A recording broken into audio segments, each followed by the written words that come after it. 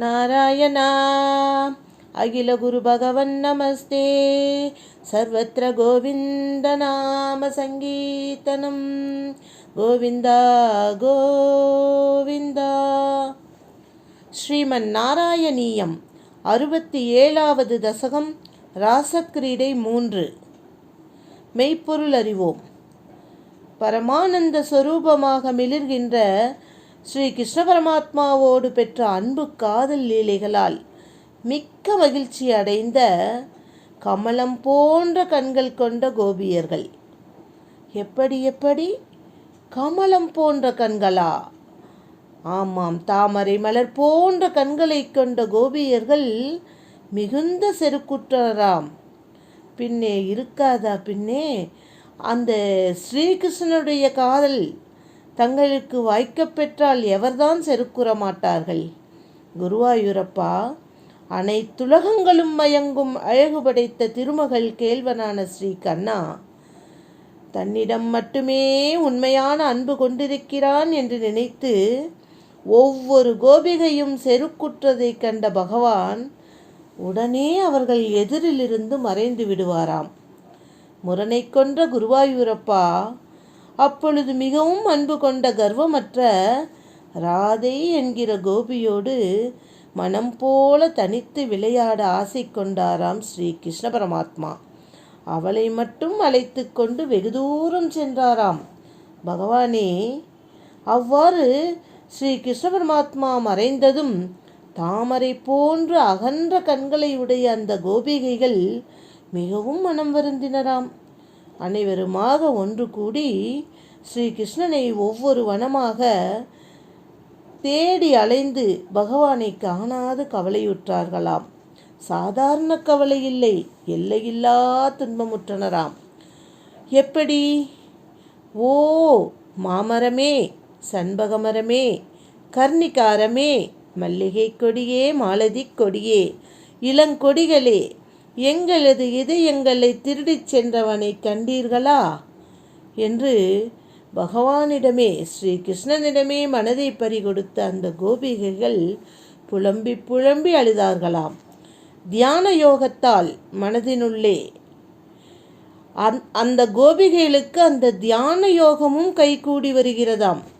அப்படி ஒரு கோபிகை தியான யோகத்தால் தன்னுடைய மனதிற்குள்ளே ஸ்ரீ கிருஷ்ண பரமாத்மாவை கண்டுகொண்டாள். தோழியே, தாமரை கண்ணனான கண்ணன் இதோ என் எதிரிலே இப்போது தெரிந்தானே, காணப்பட்டானே என்று மிகுந்த பரபரப்புடன் கூடி இதை கேட்ட மற்ற தோழிகள் எல்லாம் மிகவும் துன்பமடைந்தார்களாம். அவர்களின் துன்பம் இருமடங்காகியதாம்.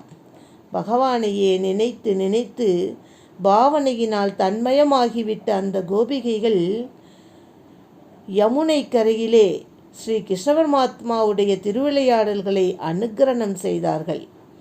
அதேபோல் அபிநயமும் செய்து நடித்து காட்டினார்களாம். அவர்கள் மேலும் மேலும் ஸ்ரீ கிருஷ்ணனை தேடிச் செல்கையில் மற்றவர்களைப் போலவே கர்வம் கொண்டதால் பகவானால் கைவிடப்பட்ட அந்த ராதையை கண்டுவிட்டார்கள்.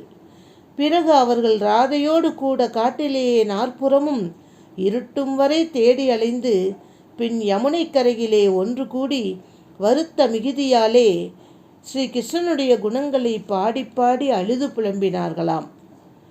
தோழிகளே, ஸ்ரீ கிருஷ்ண பரமாத்மாவின் இந்த ஸ்ரீமன் நாராயண கிரந்தத்தின் அற்புதமான தசகங்கள் ராசக்கிரீடை தசகங்கள்.